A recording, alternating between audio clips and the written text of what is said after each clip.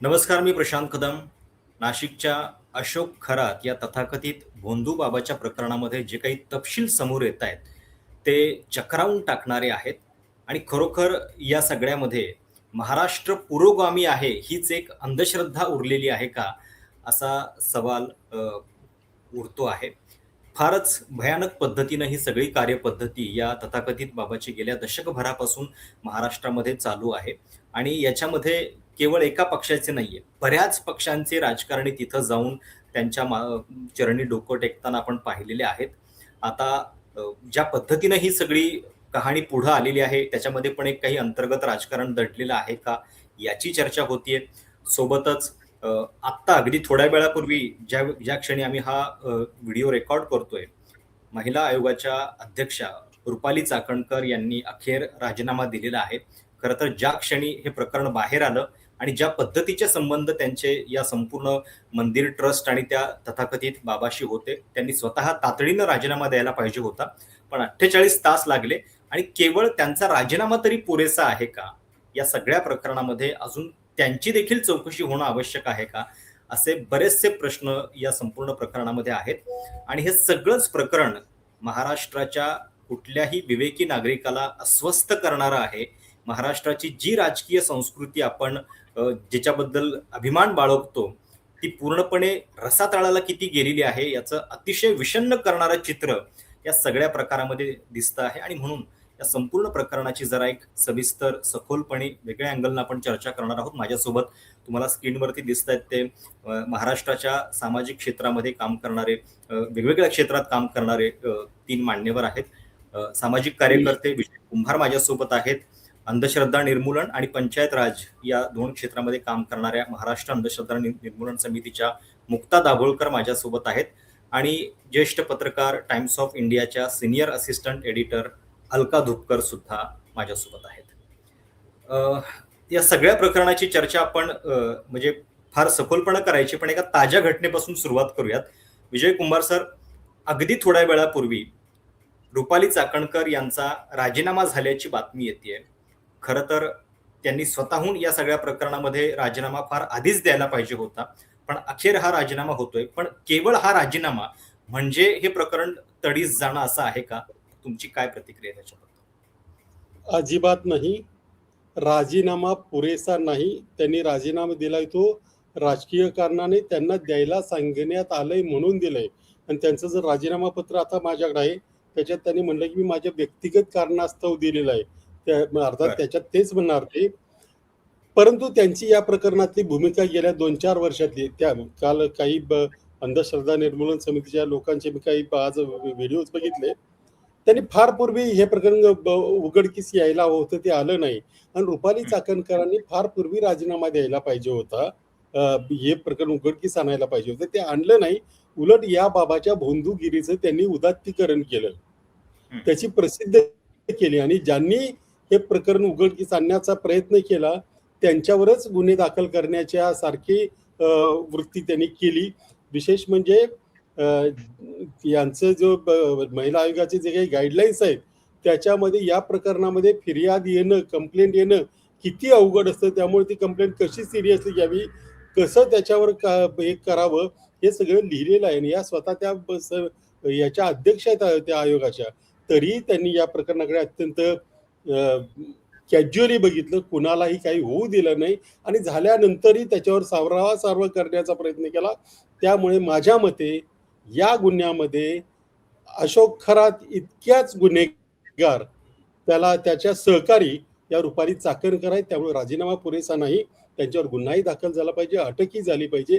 आणि जी शिक्षा अशोक खरात सारख्या माणसाला आहे, तीच शिक्षा महिलांबद्दल आपण नॉर्मली असं कधी म्हणत नाही, परंतु त्यांच्याकडे आता महिला म्हणून स्वतंत्रपणे न बघता एक गुन्हेगार म्हणून बघावं, असं माझं स्पष्ट मत आहे. नाही आणि बरोबर आहे. म्हणजे ज्या एप्स्टीन प्रकरणाची आपण म्हणजे अमेरिकेत जगभरात चर्चा होतीये, तिथे पण एक गिलेन मॅक्सवेल आहे, की जी या संपूर्ण प्रकरणामध्ये त्याची साथीदार आहे आणि अनेक महिलांना त्याच्यापर्यंत पोहोचवण्याचं काम त्या गिलेन मॅक्सवेलनेच केलेलं होतं. तुम्ही मांडलेला मुद्दा अतिशय बरोबर आहे, की या सगळ्या प्रकरणामध्ये खरं तर ज्या पद्धतीचे सगळे संबंध आहेत ते बघता त्यांची पण चौकशी होणं आवश्यक आहे. मुक्ताकडे आपण जाऊयात. मुक्ता, एकतर ज्यावेळी नोव्हेंबर 2022 मध्ये एकनाथ शिंदे हे राज्याचे मुख्यमंत्री होते, त्यावेळी शिर्डी दौऱ्यावरती असताना अचानक त्यांचा ताफा या बाबाच्या देवस्थानाकडे वळतो आणि तिथं ते त्याचं दर्शन घेतात. केवळ एकनाथ शिंदे नव्हे, बरेच मंत्री आहेत. म्हणजे संजय राऊतांनी तर आज आकडा सांगितला की राज्याच्या मंत्रिमंडळातले जवळपास 9 मंत्री या बाबाशी संबंधित आहेत.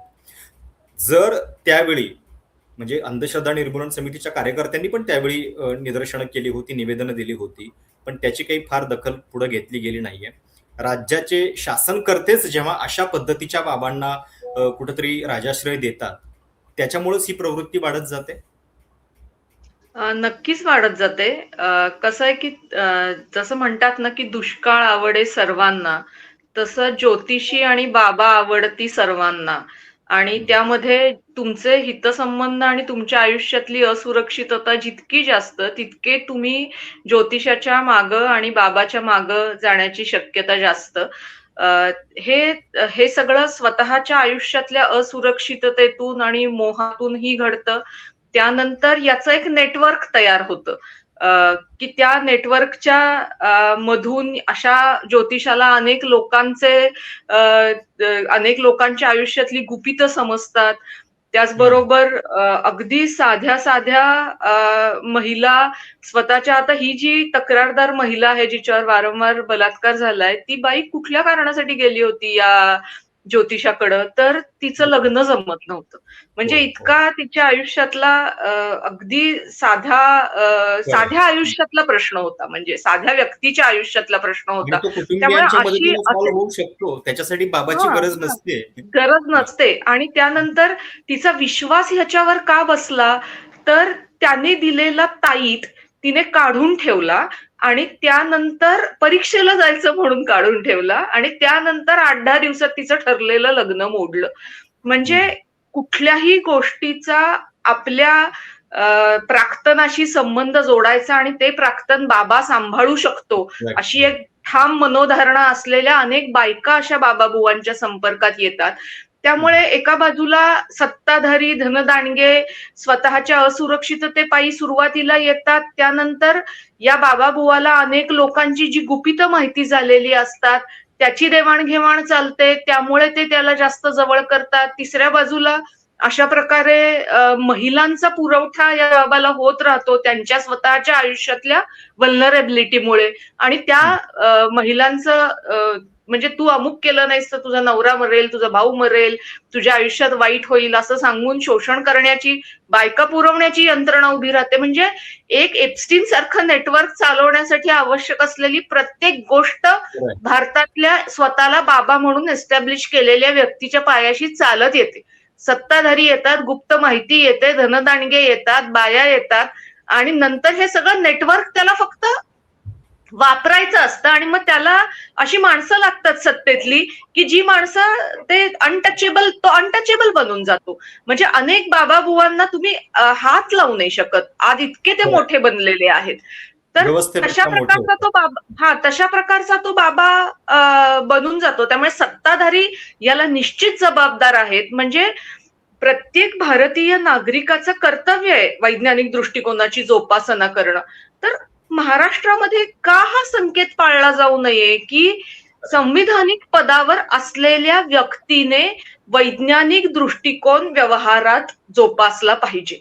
तुम्ही संविधानिक पदावर असलेल्या व्यक्तीकडून विशिष्ट वर्तनाची अपेक्षा करता ना इतर बाबतीत, म्हणजे तुम्ही चारित्र्याच्या बाबतीत विशिष्ट वर्तनाची अपेक्षा नक्की करता संविधानिक पदावरील व्यक्ती करून.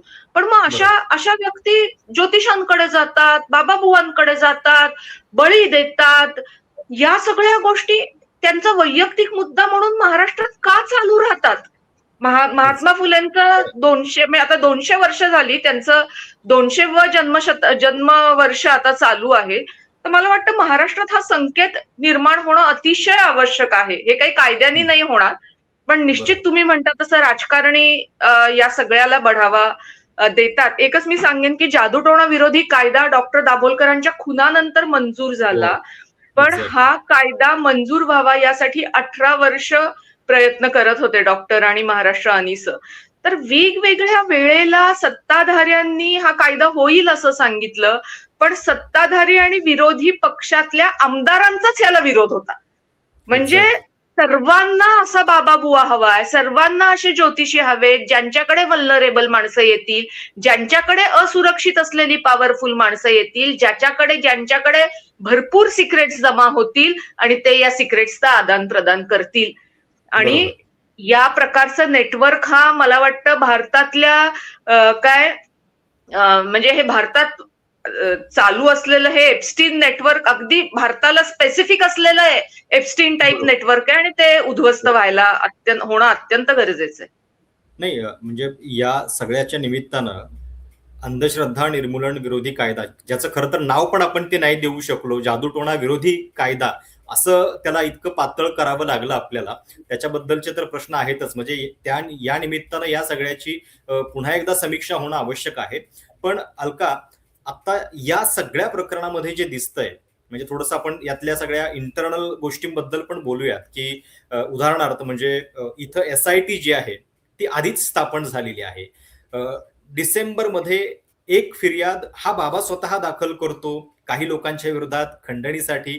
मग नंतर पुढच्या 2 महिन्यामध्ये त्याचा जो ऑफिस बॉय आहे तो या संदर्भात काहीतरी शोषण करण्याचा प्रयत्न करतोय महिलांचं. आणि मग या 2 घटनांची तातडीनं दखल घेत एक SIT स्थापन झालेली आहे, ज्याची माहिती आपल्याला आत्ता नंतर कळते या सगळ्या प्रकारामध्ये. हा किती म्हणजे ॲबनॉर्मल, म्हणजे चकित करणारा विषय आहे. अगदी आजकाल खरं तर रस्त्यावर पान पडलं तरी ते आमच्या केंद्रीय सरकारचे जे नेते आहेत त्यांच्या कृपेमुळे पडलं असे फलक सगळीकडे लागतात. अशा वेळी अशी SIT जेव्हा स्थापन होते ती दडवली जाते माहिती, किंवा ती शासनाची इतकी जबरदस्त PR यंत्रणा असताना कुठेही ती माहिती बाहेर येऊ दिली गेली नव्हती.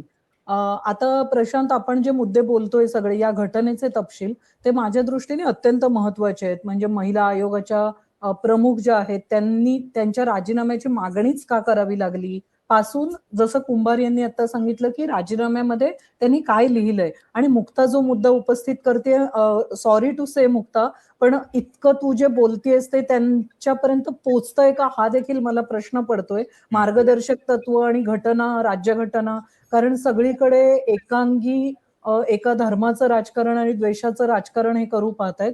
तर असे सगळे मुद्दे असताना प्रशांत, ऑफकोर्स रुपाली चाकणकर यांच्यावर कारवाई झालीच पाहिजे आणि त्या मताशी मी पूर्ण सहमत आहे. पण त्या पुढचा माझा प्रश्न असा आहे, आज आपण बघतोय एप्स्टीन फाईलच्या वेळी आपण चर्चा करताना तिथले प्रमुख राज्यकर्त्यांची देखील त्याला संपूर्ण एक सपोर्ट सिस्टीम होती. तर महाराष्ट्रामध्ये अशोक खरात हे एवढा कोणीतरी पॉवरफुल व्यक्ती आहे आणि फक्त रुपाली चाकणकर यांच्या कृपेने किंवा अजून 1-2 स्थानिक राजकारणी किंवा कोणाच्या कृपेने तो हे सगळा एक मोठा खेळ जो आहे तो चालू होता, याच्यावर विश्वास ठेवण्या इतकी मी तरी आता भाबडी नाहीये. पत्रकारितेमध्ये 22 वर्ष मुंबईत काम केल्यानंतर, मंत्रालयात पायऱ्या झिजवल्यानंतर आणि प्रत्यक्ष आता विशेषतः काय स्वरूपाचं राजकारण आपल्या अवतीभोवती घडतंय हे बघत असताना, म्हणजे शासकीय अधिकारी आहेत, IAS अधिकारी आहेत, IPS अधिकारी आहेत आणि तिसरीकडे राजकीय नेते आहेत, यांना याची भनक नव्हती हे मानायला मी अजिबात तयार नाही.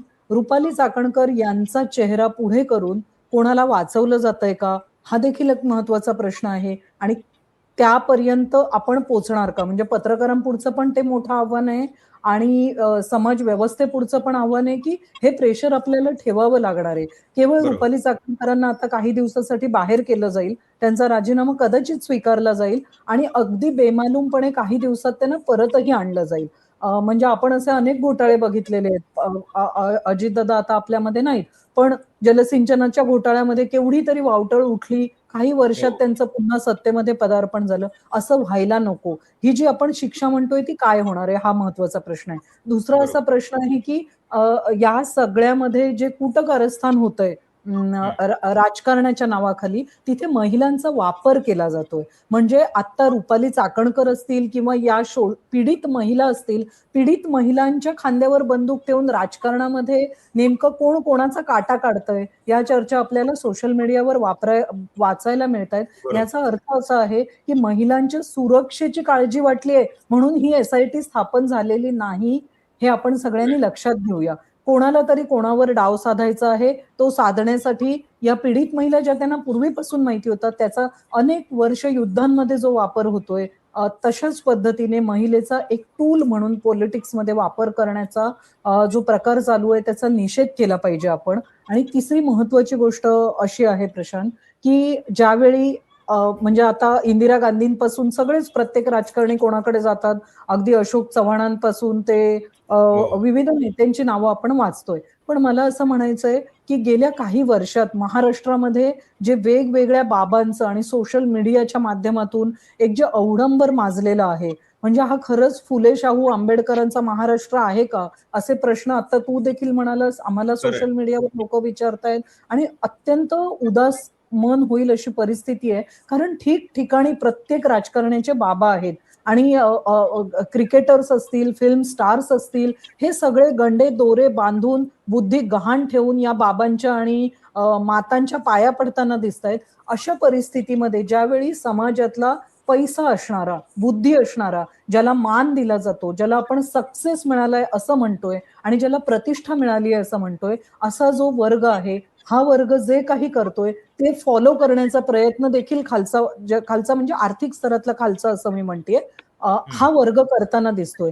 जर एक इतका सक्सेसफुल क्रिकेट स्टार जो आहे तो एका बाबाकडे जातो, तर मला देखील बाबाच उत्तर देऊ शकेल. अशा परिस्थितीचं मानसिक एक मनोविश्लेषण आपल्याला सोप्या पद्धतीने करता येईल. एकच मुद्दा मांडते, तू हम्म. मला सांगितलंस आपण ही चर्चा करूया, त्यानंतर मी बघत होते की भारतासारख्या देशातले सुपरस्टिशनचा आर्थिक नेमके काय परिणाम होत आहेत. कारण यामध्ये खूप कंगोरे आहेत. केवळ काहीतरी हिप्नोटाईज करून, केवळ सायकोलॉजिकल काहीतरी एक भीती निर्माण करून या पद्धतीच्या अंधश्रद्धा पसरवल्या जात नाहीयेत. त्याच्या पलीकडे वेगवेगळे फॅक्टर्स काम करतायत आणि त्याचा भारताच्या इकॉनॉमीवर देखील परिणाम होतोय. आणि आता त्याचा अभ्यास करण्याची, त्याची स्केल्स कुठल्या पद्धतीने आपण करू शकतो आणि अभ्यास बरं. करण्याचा प्रयत्न केला जातोय. मला असं वाटतंय हे सगळे जे समाजशास्त्रज्ञ, सायकोलॉजिस्ट आहेत, सायकायट्रिस्ट आहेत, त्यांनी नाशिकच्या प्रकरणाचा अगदी मूलभूतपणे अभ्यास करावा आणि खूप साऱ्या गोष्टी इथे उघड होऊ शकतील, की कशा पद्धतीने सगळे प्रकार इथे दिसतील. पॉवर, इन्फ्लुएन्स, महिलांचा वापर केला जातोय. आणि जसं मुक्ताने सांगितलं तो मुद्दा देखील मी मांडणार होते. आज 10वीतली मुलं जी आहेत ना, म्हणजे त्यांच्या शाळांमधली मी ज्या ज्या बघते आता, आपण अशा वयोगटात आहोत, आपले अनेक जे पियर्स आहेत त्यांची मुलं शाळांमध्ये, मानसिक आरोग्याचे खूप मोठे प्रश्न आहेत. बरोबर. समाजामध्ये ही जी दरी निर्माण झालेली आहे आणि हम्म. त्यामुळे आज या वर्गाला असं वाटतं की माझे प्रश्न कोण ऐकणार आहे. पब्लिक हेल्थ सिस्टीम नाहीये, काउन्सिलिंगची सोय नाहीये, त्यामुळे बाबाकडे जाणं आणि एका फसव्या एक्झॅक्टली. आश्वासनाला बळी पडणं, हे खूप मोठ्या प्रमाणात होतंय. हे दुर्दैवी नाहीये, हे घडवलं जातंय. आणि हे घडवलं यासाठी जातंय कारण की तू बुद्धी गहाण टाकलेले मतदार मिळतात नंतर. आणि बरोबर. या मतदारांच्या पाठीवर एक मोठा आर्थिक इमला आपण वाचणार काही वर्षांनी. या हम्म. आमदाराच्या संपत्तीत आता आपण वाचतोय, जसं साऊथ मुंबईमधले जे हो. राजकारणी कुटुंबीय आहे नार्वेकर, कशी संपत्तीत वाढ झाली. हे सगळं एक मोठं रॅकेट आहे आणि बरोबर. केवळ लैंगिक शोषण किंवा महिलांच्या शोषणापर्यंत त्याचे लागेबंधे नाहीयेत. हा देखील मुद्दा मला महत्वाचा वाटतो. बरोबर. आत्ता तुझ्या चर्चेमध्ये जे 2 मुद्दे आलेले आहेत त्याच्याबद्दल विजय कुंभार सर खूप चांगलं सांगू शकतील. एकतर म्हणजे राजकीय अधिकारी आणि या सगळ्या व्यवस्थेचा पाठिंबा असल्याशिवाय हे वाढू शकत नाही. तर या प्रकरणामध्ये असं दिसतंय, की स्वतः अधिकारी, काही जजेस हे सुद्धा या बाबाच्या पायाशी लोळण घेत होते. आपल्या प्रमोशनसाठी काय हे म्हणजे तिथं जाऊन विचारत होते. म्हणजे ही जी एक असुरक्षितता आहे ज्याच्याबद्दल आपण बोलतोय, की किती सहजपणे व्हल्नरेबल असतात हे लोक या बाबा लोकांना, त्याच्यामध्ये अशा लोकांचा सुद्धा एक गट आहे. कुंभार सर, या संपूर्ण प्रकरणामध्ये किती आतमध्ये ही सगळी व्यवस्था जी आहे ती बरबटलेली आहे, काय दिसतंय तुम्हाला? ही व्यवस्था आपल्या आसपासपर्यंत आलेली आहे एवढं मी म्हणेन याच्यामध्ये. हम्म. कुणीही निर्दोष नाही. यांच्याकडे येणारे जे लोक आहेत, त्यांचा जर स्तर बघितला, तर यांना काही अशिक्षित वगैरे म्हणता येणार नाही. अशिक्षित बरे असतात, थोडा तरी विचार करतात. हे सगळे सुशिक्षित आहेत. यांच्याकडे पदं आहेत. यांच्यातले काही पोलीस अधिकारी तर एखादा तपास कसा करावा ज्योतिषाच्या अंगाने याच्यासाठी त्याच्याकडे जात होते. त्या जे विक्टिम जात होते त्यांचे FIR कोणी घेत नव्हते. त्यामुळे आता जे म्हणायला गेले हे अगदी खरं आहे की ह्या दोषी आहेतच रुपाली चाकणकर, पण बाकी दोषींची संख्या एवढी मोठी आहे की मागे एकदा कुठल्या तरी दूध याचं प्रकरण होतं, तर त्याच्यात 10,000 आरोपी आहेत. मग एवढ्यावर गुन्हे कसे दाखल करायचे म्हणून ती केस सोडून देण्यात आली. तशी परिस्थिती याच्यामध्ये होण्याची शक्यता आहे. कारण हा व्याप दिसतोय तेवढा छोटा नाहीये. काही अधिकाऱ्यांच्या पत्नी या अशोक थोराच्या पत्नीबरोबर पार्टनर आहेत काही प्रॉपर्टीजमध्ये. बापरे. म्हणून मी सकाळपासून तेच म्हणतोय की याचे जे तपास अधिकारी आहेत, मग ते रेव्हेन्यूचे असतील, पोलिसांचे असतील, यांचे दुरान्वये सुद्धा या बाबाशी संबंध नाहीत असे लोक शोधून त्यांची जर SIT केली तरच याच्यामध्ये यश आहे, अन्यथा यश नाही. कुठल्या ना कुठल्या स्तरावर ही जी तपासाची आणि चौकशीची साखळी ती मोडून काढली जाणार आहे. सगळेच्या सगळे राजकारणी आहेत आणि आपल्याकडे राजकारण्यांसाठी वेगळा न्याय असतो, तो तुमच्या आमच्यासारख्या सामान्य माणसांचा नसतो. आता आपण मुंडवा प्रकरणातही बघितलं ते. त्याच्यामुळे अगदी हे खरं की हा तपास कुठे जाईल. आणि दुसरे माझंच उदाहरण देतो. 1998 साली मी एक केस केली होती. त्यावेळेला मी कुठूनही बधत नाही म्हटल्यानंतर मला माझ्या जवळच्या लोकांनी, अशा वेळेला सगळेजण जवळ येतात, एका बाबाकडे नेण्यात आलं. त्याने पाऱ्याची गोळी दिली. ती मी म्हटलं मी असलं काही करत नाही. त्याने मला, मग मी ह्या प्रकाराला बळी पडत नाही म्हटल्यानंतर मला सांगितलं हे नाही केलं तर आम्ही जे काही करणार आहोत त्यांचे काही पूजा उपचार वगैरे, त्याच्यामुळे तू 2.5 वर्षात मरशील. म्हटलं नाही दिलं, नाही घेतलं तर तुम्ही मी जिवंत राहायची गॅरंटी देता का? तर ती मात्र देत नाही. ते काय मी बदलो नाही आणि ते झालं. त्यानंतर 4-5 वर्षांनी त्या बाबाचा मला फोन आला, हो माझं ते मंदिर आहे ते पाडतायत, नगरपालिका पाडते, जरा काहीतरी मदत करा ना. म्हटलं मी आता मेलेलो आहे, त्याच्यामुळे आता काय म्हणजे हे कसं इन्फ्लुएन्स केलं जातं याचं उदाहरण कुठल्या क्षेत्रामध्ये बाबांचा वापर होतोय म्हणजे पण विजय कुंभारजी, मला काय वाटतं ना की तुम्ही, मी, मुक्ता, प्रशांत, आपण जे बोलतोय ना हे की आपल्यामध्ये एक वैचारिक अशी ताकद म्हणणार नाही किंवा निर्णय क्षमता आहे की हे नाही म्हणू शकतो. आज अशा कमकुवत वैचारिक भूमिकेची जनता समाज तयार केला जातोय की तुम्हाला घाबरवलं जातंय वेगवेगळ्या पद्धतीने. आणि हे केलं नाही म्हणजे तुम्ही नाही म्हणालात त्या बुवाला, पण ती जी मुलगी आहे तिला असं वाटलं ना की हे ताई नाही झालं म्हणून लग्न झालं नाही, किंवा कुणा बायकांच्या मुलींचे पिरियडचे प्रॉब्लेम पासून सगळीसाठी त्या मुलींना तिथे नेलं जात होतं डॉक्टरकडे नेण्याऐवजी. कारण तुम्हाला दुसरीकडे रिलीफ नाही असं भासवलं जात आहे सातत्याने आणि तुमचे हाल होणार. तुम्ही हॉस्पिटलमध्ये आलात तर तुम्हाला गॅरंटी नाहीये, तुम्ही कोर्टात आलात तर गॅरंटी नाहीये. तर याचं काय करायचं म्हणजे लोकांना तो पण प्रश्न आहे, म्हणून ते बाबाकडे जात आहेत का असं. हे एवढं अवघड आहे ना. शासन जर खरंच गंभीर असेल या गोष्टीबद्दल तर जादूटोणा विरोधी कायदा महाराष्ट्रात आहे. या निमित्ताने तरी प्रत्येक गावात तुम्ही का नाही फलक लावत की वताप निर्मूलनासारखा, की कुठलाही आजार किंवा तुम्ही अगदी आजारापासून सुरुवात करा, कुठल्याही समस्या या तुमच्या म्हणजे मांत्रिक तांत्रिक बाबा बुवा ज्योतिषी यांच्यामुळे सुटत नाहीत. किंवा तुम्ही फक्त जादूटोणा विरोधी कायद्याच्या कक्षेतले फलक लावायचे असतील तरी त्या पद्धतीने तुम्ही त्याचं वर्डिंग करून फलक लावा. तुम्ही जसं सांगता मलेरिया डासांमुळे होतो, त्यामुळे डास जिथे होणार नाहीत अशा जागा तपासा, डास होऊ शकतात. तर तुम्ही का नाही प्रोएक्टिव्हली शासन ही गोष्ट करत? मग अशा वेळेला वाटतं की फक्त जिथे हितसंबंधांना म्हणजे परत हे तुम्हाला ज्याला वापरता येईल अशी शक्यता निर्माण होते अशा केसेसना हात घातला जातो, ज्याच्यातले अनेक दुवे वापरता येतील. पण शोषणाचा जर मुद्दा असेल तर गावोगावी असं शोषण होतंय. आज मध्यंतरी 3-4 महिन्यापूर्वी अनिसने कोल्हापूरमध्ये एका सनी भोसले नावाचे, त्याचं नाव चुटकीवाले बाबा, त्याच्याकडे इतक्या मुला मुलींचे फोटो सापडले, तरुण मुला मुलींचे. ही मुलं मुली त्याच्याकडे का जात होती तर वशीकरण करून कुणाला तरी प्रेमात पाडून घेण्यासाठी ही मुलं जात होती. तर हे का नाही फलक लावू शकत शासन की तुमच्या आयुष्यातल्या समस्या बाबा बुवांकडून सुटत नाहीत? हा मला वाटतं की ही मागणी असली पाहिजे या प्रकरणाच्या निमित्ताने की असे फलक लावा आणि लोकांना, कारण जाणारी माणसं असतात ती साध्या समस्यांनी ग्रासलेली असतात, त्यांच्यावरती या प्रकारचा संस्कार झालेला नसतो की या समस्या फक्त इहवादी मार्गाने सुटू शकतात. ह्या सोडवण्याचा दुसरा कुठलाही मार्ग नाही. नाही हा हे प्रकरण आपण जसं समजतोय तसं त्यांना खूप आपल्या विचाराशी ते सहमत आहेत किंवा त्यांना हे सगळं थांबवावं असं वाटतं असं अजिबात नाही. त्यांच्या राजकीय गरजेपोटी मी म्हणेन, त्या राजकीय बरोबर. गरजेपोटी हे प्रकरण उघडकीला आलेलं आहे, आणलेलं आहे. याच्यापेक्षा हे विधान त्यांच्याकडून फार महत्वाचं आहे. राजकीय गरजेपोटी. त्यांच्याकडून जर आपण अपेक्षा करत असू तर ते हा, शक्य नाहीये. शक्य नाही. बरोबर. ते ह्याच पंथामधले आहेत. त्यांना मग अशी एक्झॅक्ट. गोष्ट उशिरा आणावीशी वाटली याचं कारणच आहे त्यामुळे की आता त्यामुळेच सर त्यामुळेच तर मला असं वाटतं की मागणी फक्त आपली अमुक लोकांना अटक व्हावी एवढ्यापुरती मर्यादित असता कामा नये.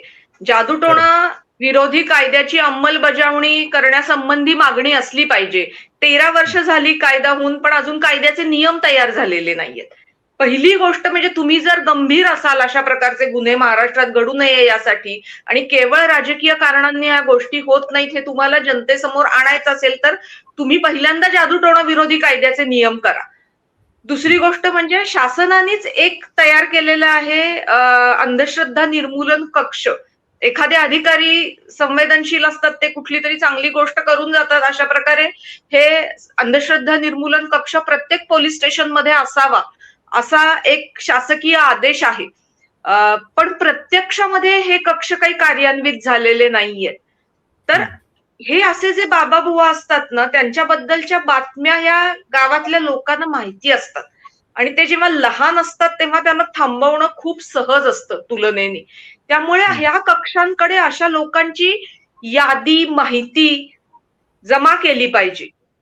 आणि जादूटोणा विरोधी कायद्यामध्ये तरतूद आहे दक्षता अधिकारी सिनियर पीआय लेवलचा नेमलेला असतोच. म्हणजे प्रत्येक पोलीस स्टेशनचा सिनियर पीआय हा या कायद्या अंतर्गतला दक्षता अधिकारी असतो आणि त्याला हा कॉग्निझेबल ऑफेन्स असल्यामुळे गुन्हा घडायच्या आधी इंटरव्हीन करायची या अधिकाऱ्याला परवानगी आहे. मग अशा वेळेला हे अंधश्रद्धा निर्मूलन कक्ष शासन जर खरोखर पुढचा अशोक खरात महाराष्ट्रात घडू नये याबद्दल खरंच शासनाची इच्छा असेल तर हे अंधश्रद्धा निर्मूलन कक्ष जे शासनाने तयार केलेत ते कार्यान्वित झाले पाहिजेत. जादूटोणा विरोधी कायद्याचे नियम झाले पाहिजेत. नाही, या पुढचा दोन अशोक गोष्टी खरात मला वाटतं फार आवश्यक आहेत. पुढचा अशोक खरात निर्माण होण्याच्या आधी मुळात हा अशोक खरात संपवला जातोय का पूर्णपणे याच्याबद्दल सुद्धा प्रश्न आहेत. कारण आपण उत्तरेतली उदाहरणं बघतोय. बाबा राम रहीम आतमध्ये आहे, त्याच्यानंतर आसाराम आतमध्ये आहेत, पण त्यांच्या बाबा राम अनुयायांची रहीमला संख्या मिळालं वरच्या न्यायालयाकडून त्याला त्याची शिक्षा माफ झालेली आहे. त्यामुळे खरं तर माणसं जेव्हा संपवली जातात असं सांगितलं जातं तेव्हा कदाचित 10 वर्षानंतर सुद्धा ती परत आणली जातात. तुरुंगात टाकल्यानंतर सुद्धा राम रहीमला सतत पॅरोलवर सोडलं गेलं, पेरोलवर. माझं म्हणणं आहे की जेलमध्ये जाऊन सुद्धा त्यांच्या अनुयायांच्या मध्ये पुन्हा घट होत नाही. याचं काय करायचं आपण? म्हणजे आता सुद्धा खरात जर समजा काही दिवसांनी बाहेर आला तर त्याच्याकडे जाणारच नाहीत लोक, असं आहे का? आपण असं ठामपणे म्हणू शकतो का? हा पण याच्यातला प्रश्न आहे कुमार सर. नाही, हे थांबणं शक्य नाही. मुक्ताताई सॉरी, काही कायद्यांच्या बाबतीत मी अनेक कायद्यांच्या बाबतीत जवळून बघितलेलं आहे. कायदे करून म्हणजे काही कायदे असलेच पाहिजे परंतु कायदे करून प्रश्न सुटत नाहीत, त्याची अंमलबजावणी करणार आहे. पॉन्जी स्कीमची सगळी माहिती आधी घ्यावी हा पण कायदा आहे. ती सिनियर पीआयची जबाबदारी आहे. मी 3 वर्ष सगळ्यांकडे ओरडतोय, कुणी करत नाही. कारण त्यांचं दुकान बंद करण्याची आपण मागणी करतोय. ही जी अंधश्रद्धा किंवा अशा स्कीम्स जे आहेत ना, ही या राजकारण्यांची ह्या अधिकाऱ्यांची दुकान आहेत. याच्यातून त्यांचा रेव्हेन्यू जनरेट होतो. हे सगळं थांबवण्यासाठी त्यांचे तशा मानसिकतेचे लोक तिथं आले पाहिजेत, जे सध्या अवघड वाटतंय. लहानपणी 4थी-5वीत असताना मी स्वतः आमच्या इथल्या एका मंदिराला नेऊन आमच्या घरच्या विटा दिलेल्या आहेत. नंतर कळायला लागल्यानंतर ते बंद झालं, मी तिकडे फिरकलो नाही, हा भाग वेगळा आहे. परंतु ते संस्कार त्या वातावरणातून येत असतात. आणि हे बंद करायचं झालं तर लहानपणापासून असलं काही नसते शिकवण्याची गरज आहे. आता आपली सुरुवात होते, प्रार्थना करा, अमुक देवाकडे जा, त्याला नवस करा, याच्यापासून लहानपणापासूनच शिकवलं जातं. ₹1.25 दिला, ₹5.25 दिले, नारळ वाढवला तरच तू पास होशील, देव तुला प्रसन्न होईल, पास करेल, हे शिकवलं जातं. हे थांबवण्यासाठी फार खालून आणि फार लहानपणापासून तयारी करावी लागेल. आता ज्यांचे मेंदू सेट झालेत त्यांच्याकडून ते भले वरून कितीही चांगले असल्याचं दाखवत असले तरी ते होणार नाही. त्यासाठी लहानपणापासूनच मुलांना हे शिकवावं लागेल असं माझं व्यक्तिगत मत आहे. आता त्याला आणखी मी काही त्याच्यातला शास्त्रज्ञ वगैरे नाही, परंतु हे वाटतं कारण मुलांना शिकवतानाच आपण जर चुकीचं शिकवत असू तर मोठी झाल्यानंतर ते दुसरं काय करणार, कुणाच तरी बरोबर. आधार पाहिजे. आणि आता या प्रकरणात तर मला गॅरंटी आहे की काही होणार नाही. आपण 3-4 महिने ओरडू, आणखी 4-5 वेळा तुम्ही बोलवाल, त्यानंतर मग नवीन खरात नाही, पुढे येईल. लोक आता विसरतात हे खरं आहे. नाही. विजय विजय सर, मी थोडं डिफर करते. असं नको, आपण आज राजीनामा झालेला असताना जर आपण अशी चर्चा केली नाही, नाही, तर अशी चर्चा खूपच केलीच चुकीचं. पाहिजे. नाहीतर नाही, हे सत्य होतं. माझंही वय आता 64 आहे. थोडं नाहीये.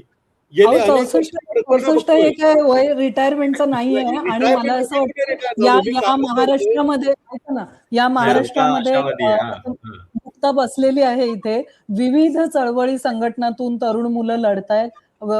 आशा करूया की अशोक खरतचं प्रकरण कुठल्या ना कारणाने का होईना बाहेर आलं. ही देखील एक आशेची गोष्ट आहे, आशावादी गोष्ट आहे असं म्हणूया. आणि काय करता येईल, मला असं वाटतं की आपण सगळ्यांनीच प्रॉब्लेम्स मांडले, पण जर कोणी तरुण कार्यकर्ता, जर कोणी याने अस्वस्थ असलेला तरुण मुलगा, नागरिक, महाराष्ट्राचा खरा महाराष्ट्र धर्म पाळणारा माणूस, व्यक्ती, बाई असो पुरुष असो कोणत्याही जेंडरचं, हे बघत असेल आणि त्या व्यक्तीला असं वाटलं की नाही, मी या प्रकरणात नागरिक म्हणून फॉलोअप घेईन असं, तर ते अजून काय करू शकतात? जसं मुक्ताने सांगितलं, तुम्ही सांगितलात, आरटीआय आहे, सरकारवर कुठल्या कुठल्या पद्धतीने आपण प्रेशर ठेवू शकतो.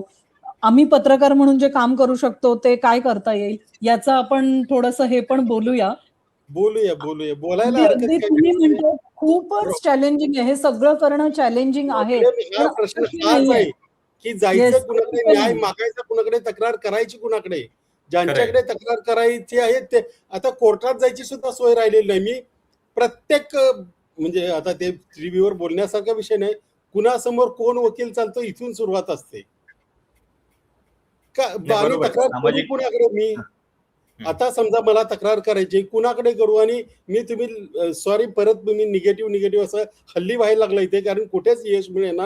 लोकपाल झाला, लोकायुक्त झाला, अमुक झालं, तमुक झालं, हा नियम झाला, ती संस्था झाली, ते आयोग नेमला गेला.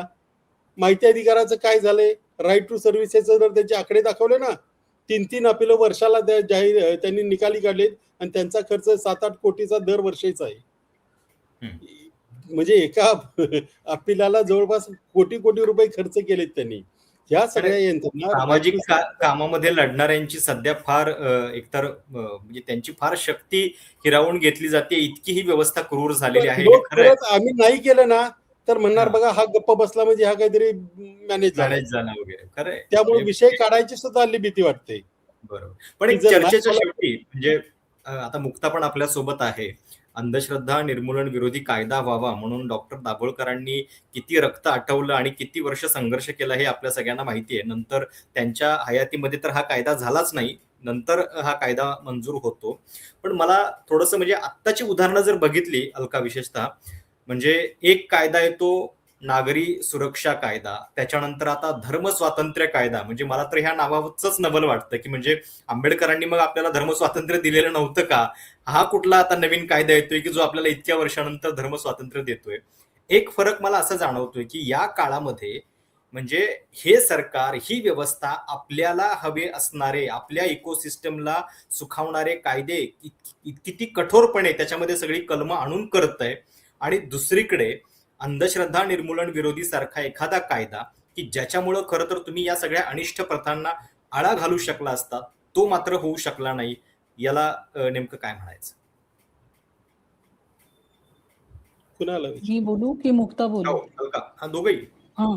नाही, मला असं म्हणायचं आहे की आपल्या पुढची जी आत्ताची उदाहरणं आहेत, म्हणजे तू जो प्रश्न विचारलास याचं उत्तर कदाचित आपल्या कोणाकडेच नाहीये आणि आत्ता जे शासन व्यवस्था आपण बघतोय तेच त्याचं उत्तर आहे.